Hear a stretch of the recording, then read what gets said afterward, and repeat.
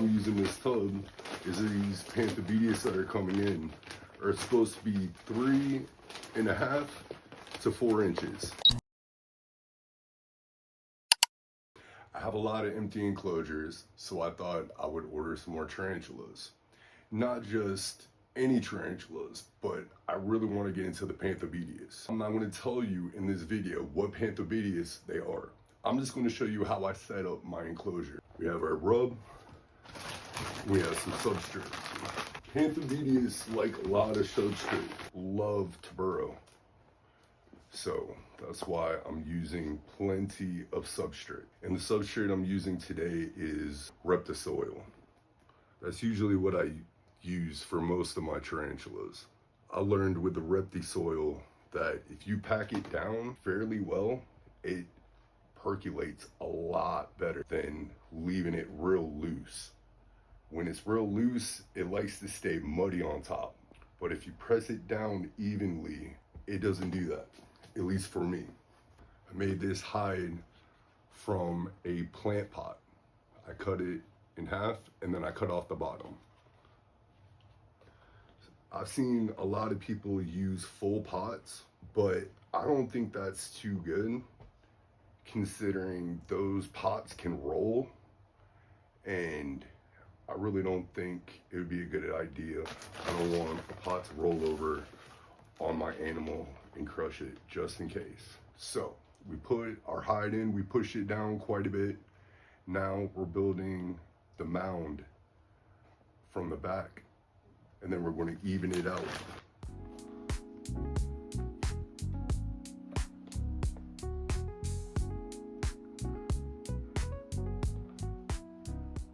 Try to even it out. Make sure the hide is pointed just a slide bit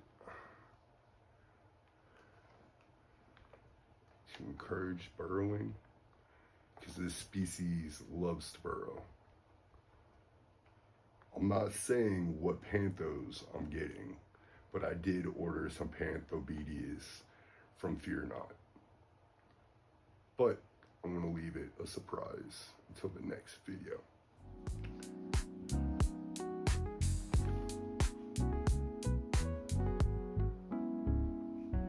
Then I stick my hand down, make a starter burrow underneath the hide.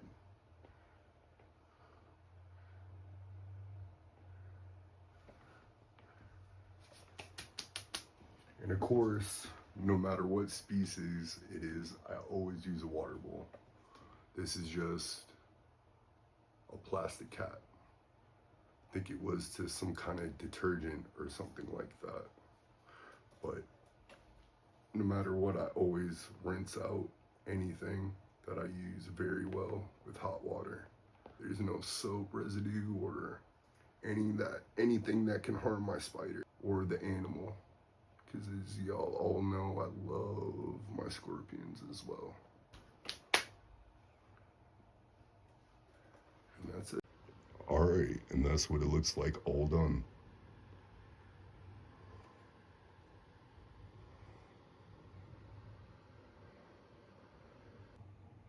We're going to build another enclosure for another terrestrial that we have coming in the mail. I'm not even going to tell y'all what genus this is or anything. I'm going to leave y'all guessing on this one. But again, we need lots of substrate. Lots and lots of substrate. Because this one likes to burrow as well.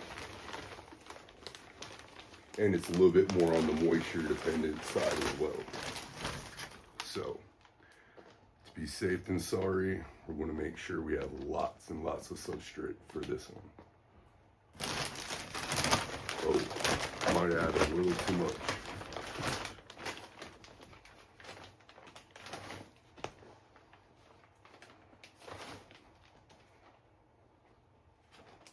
That should be good. And then I just realized that I actually don't have a hide for this spider, but it's all good. I'm going to show y'all how I do a quick hide when I'm in a pinch. What I do is I'll get a little plastic pot. Sometimes I like using clay pots if they're pre-broken or something like that. Sometimes I'll take a hacksaw and I'll cut the clay pots with a hacksaw and then cut off the rim. But I'm going to show you how to do a plastic one. We're going to cut it in half like so. Try to make sure it's even.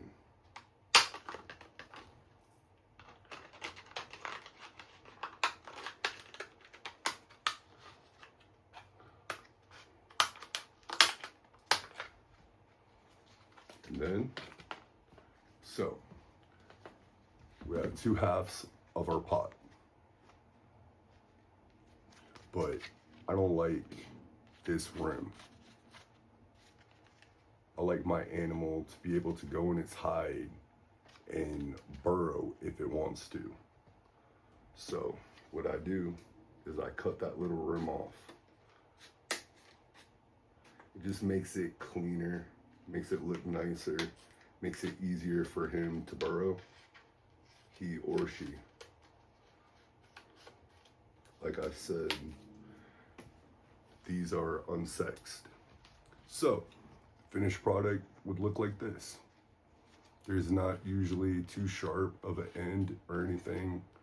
If it is a little sharp, you could always take the scissors, cut off the ends if they look a little sharp. You know, just make it safer for your animal. And then I'm gonna push down the hide like so. And then we're gonna backpack on top. I'm gonna push all the substrate back on top. Now, this spider is gonna be about 2 inches. The description said 2 inches.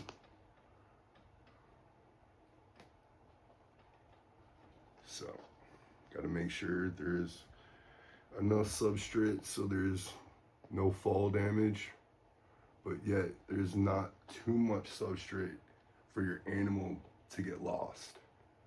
I've had quite a few spiders actually do that. They'll burrow down and they won't come back up. They'll get real skinny.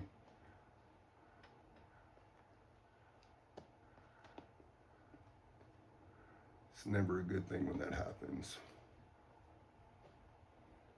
Certain species will do that. Like I had Formictopus. My few Formictopus I had, whenever I put them in a little too much substrate, man, they would burrow down and stay burrowed and not come back up for food. Which, that's a nightmare. I know Formictopus, they grow out of that after a while, but sometimes it could take a while for Formictopus to grow. For me, Formictopus grew pretty slowly. A lot of them molted out to males, so I sent them out for breeding loans. Save room for more spiders.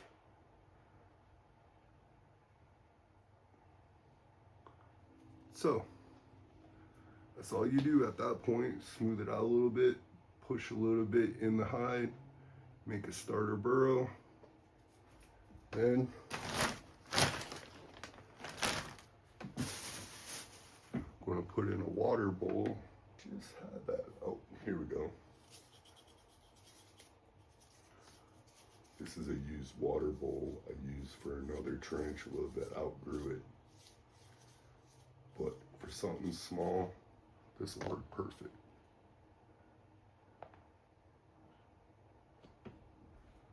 Nah, that's a little too big. I'm gonna go with the bigger yogurt cap.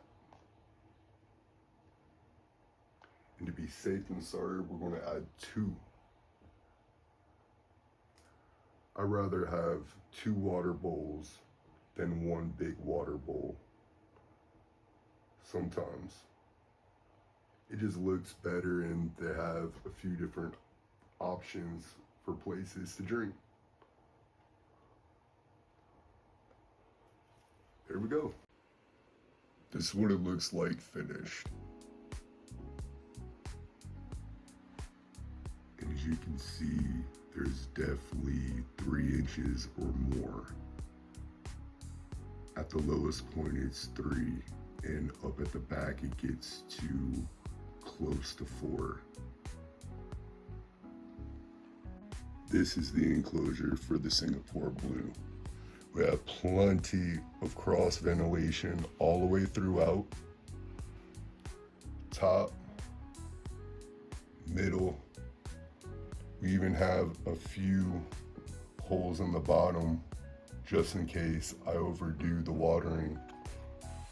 And then behind the plant, you can see a starter burrow. So hopefully it'll start its sock.